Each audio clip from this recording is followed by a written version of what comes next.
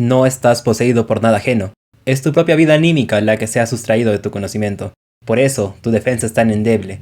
Luchas contra una parte de ti, con una parte de tu fuerza.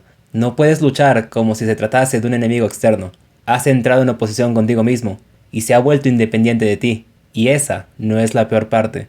Me veo obligado a decir que la culpa reside en ti. Has hecho lo que has querido con tus pulsiones anímicas, y éstas se han sublevado, han emprendido sus propios caminos oscuros. Se ha hecho justicia de una manera que a ti no te parece justa, lo que ha resultado en tu padecimiento, tu enfermedad. Sigmund Freud, obras completas. Sigmund Freud, considerado como un genio en las escuelas de psicología, fue uno de los pioneros en el estudio del inconsciente humano. Su carácter imprudente le ayudará a plantear un primer esquema del inconsciente. No obstante, estas mismas imprudencias lo harán cometer varios errores, así como roces con la comunidad científica. El hecho de que todos poseamos una parte oscura, un inconsciente, es difícil de aceptar. Sabemos por San Agustín y Platón que la filosofía clásica tenía una visión optimista del ser humano. No obstante, ni Platón ni Agustín eran ingenuos, ya que como planteó Aurelio Agustín de Hipona al redactar su propia vida, los hombres pueden ser esclavos de sus pasiones y deseos más oscuros. Recordemos que los impulsos creadores de vida, como la sexualidad, se pueden desligar de sus atribuciones principales, por lo que caemos en el deseo y dejamos de ser dueños de nosotros mismos. Estas fuerzas oscuras e inconscientes, Freud lo rebautizará como ello, haciendo referencia al término latino id, para caracterizar esta fuerza que impulsa a los hombres a realizar actos no racionales. Tampoco olvidemos sus aportes al investigar el mundo de los sueños. Estas observaciones las obtiene a raíz del hecho que en sus consultas, los pacientes comentaban sus desventuras oníricas como si fueran un síntoma de su malestar psicológico, por lo que Sigmund Freud concluye que en los sueños, esta barrera del inconsciente desaparece, aflorando nuestros deseos más oscuros y sombríos. Entonces surge la pregunta principal: ¿qué impide que nosotros mostremos nuestros verdaderos deseos? La respuesta a esta pregunta es sencilla. Existen deseos de los cuales ni siquiera nosotros queremos saber. Por ende, nuestra mente nos protege de saberlos. Aunque vale la pena aclarar, y muy a su pesar, muchos autores contemporáneos añadirán que en muchas ocasiones los sueños solo son un reflejo del mundo diurno y que no poseen un significado importante. Es un hecho que a Sigmund le hubiera gustado que su psicoanálisis se mantuviera como una doctrina sin ningún cambio. La verdad es que ya de sus inicios tenía varios detractores y diferentes vertientes, hecho que por ejemplo hiciera que rompiera lazos con su discípulo, Carl Gustav Jung, personaje clave en el estudio del inconsciente colectivo, con grandes aportes a la psicología, como la psicología de Dios y el diablo, como una representación del inconsciente colectivo. Una de las primeras observaciones de Jung fue declarar que si las teorías de Freud se centraron netamente en la sexualidad humana, es debido a sus circunstancias personales, de la misma manera en la que Alfred Adler tenía como base de sus teorías las dinámicas de poder, como el complejo de inferioridad y la compensación. Aunque muchos autores posteriores perfeccionaron y profundizaron el estudio del inconsciente, es cierto que las teorías de Sigmund marcaron un hito en la historia, incluso llegando a la cultura popular, como el cine, como el caso de la película Psicosis de 1960, donde presentan una relación enfermiza entre un hombre y su madre como la trama principal de la película. Quizá el hecho más importante es que la madre nunca aparece de manera visible en el filme. Otro ejemplo de la cultura popular es en el videojuego GTA V, con el personaje de Trevor y su relación con su madre. I got the meds, Mom! Mom! I got the meds! Mom! Mom! No, Mother!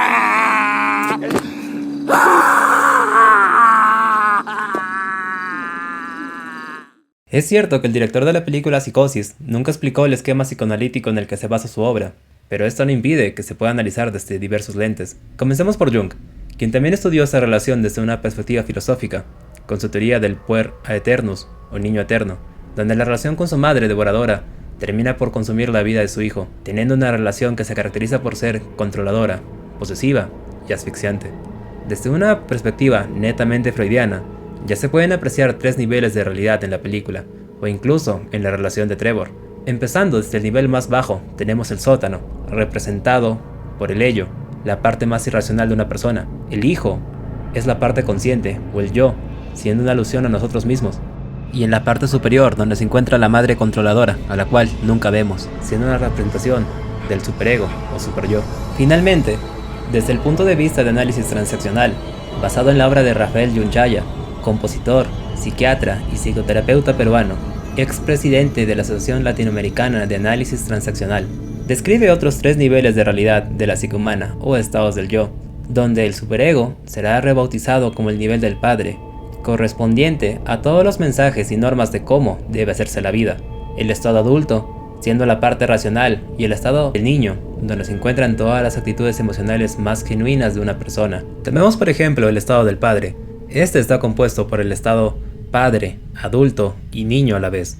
Si sabemos que en la parte del padre se encuentran todas las normas sociales, pasadas sin un filtro racional, su lado niño serán todas las creencias y supersticiones del adulto, como una persona que los días lunes no puede vestir de negro porque le irá mal, y si lo hace, entonces de manera deliberada o inconsciente, hará mal su trabajo para así ganarse reproches y cumplir su argumento de vida.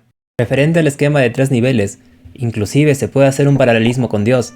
Dios, en el catolicismo, es un ser que existe antes y después del tiempo, que nos guía, nos perdona, e incluso es temido, y aunque nunca lo hemos visto, sabemos que nos cuida. Nosotros, los humanos, somos la parte racional, y el diablo hará uso de diferentes artimañas para tentarnos, siendo la parte irracional. Volviendo al estudio de Sigmund Freud, tenemos que analizar la sociedad vienesa para comprender mejor su teoría. La Viena de finales del siglo XIX era un crisol de contradicciones. Detrás de una fachada de refinamiento y moralidad, se escondían deseos reprimidos, una profunda hipocresía. Este contexto social fue marcado por rígidos códigos de conducta, una férrea represión sexual. Este fue el contexto en el que Sigmund Freud desarrolla sus revolucionarias teorías sobre el inconsciente. En esta sociedad, la apariencia lo era todo. Los hombres tenían que ajustarse a un modelo masculino idealizado, caracterizado por la soledad, contención emocional y la búsqueda inalcanzable del éxito. La sexualidad era considerado tabú, relegado a un segundo plano, y disfrazado bajo una capa de virtuosismo. Las mujeres, por su parte, estaban confinadas a un rol doméstico, y sometidas a un estereotipo inalcanzable de pureza y sumisión. Entonces, si los hombres buscaban el éxito y estatus social primero, era recurrente que los matrimonios no se den hasta los 25 años, más aún, si era deber del hombre poseer experiencia con las mujeres. Por ende, los burdeles eran el sitio predilecto para asistir.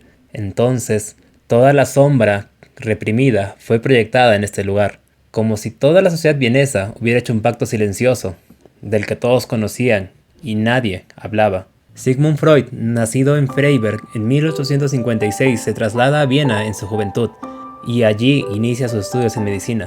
Fascinado por los misterios de la mente humana, Sigmund se dedica a explorar las profundidades del inconsciente a través del análisis de los sueños, los lapsos y los síntomas neuróticos de sus pacientes. Freud descubrió que los conflictos inconscientes estaban a menudo relacionados con experiencias traumáticas de la infancia. A través de la técnica de asociación libre, los pacientes podían acceder al inconsciente y liberar conflictos reprimidos.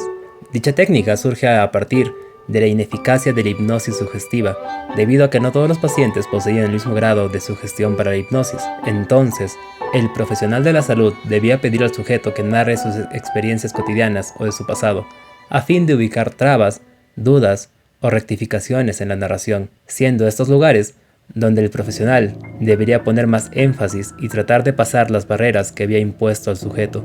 La obra de Freud tuvo un profundo impacto en la cultura y la sociedad.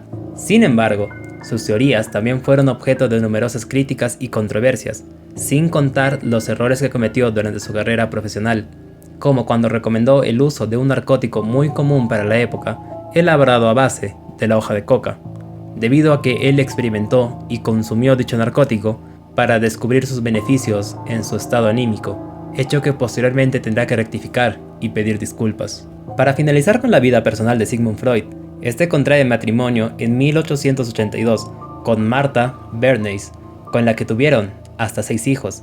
El mejor ejemplo que describe la personalidad extravagante de Sigmund se puede apreciar en una de las cartas que le escribe a su esposa durante su época de noviazgo. Sé que no eres hermosa en el sentido que daría esta palabra a un pintor o un escultor, y si insistes en que demos a las palabras su más estricta corrección, me vería obligado a decir que no eres hermosa. Lo que quise dar a entender es hasta qué punto la magia de tu ser se expresa en tu semblante, hasta qué punto tu apariencia es testimonio revelador de lo dulce, generosa y razonable que eres. Pero si algún rastro de vanidad queda en tu cabeza, No te ocultaré que algunas personas aseguran que eres hermosa. Yo no tengo opinión sobre el particular. Este video es la primera parte de una serie introductoria a la psicología de Freud. La información de este video fue obtenida del libro Un viaje a las profundidades del yo. Si quieren ver la segunda parte, dejen like y comenten este video, que así ayudan mucho a crecer este canal.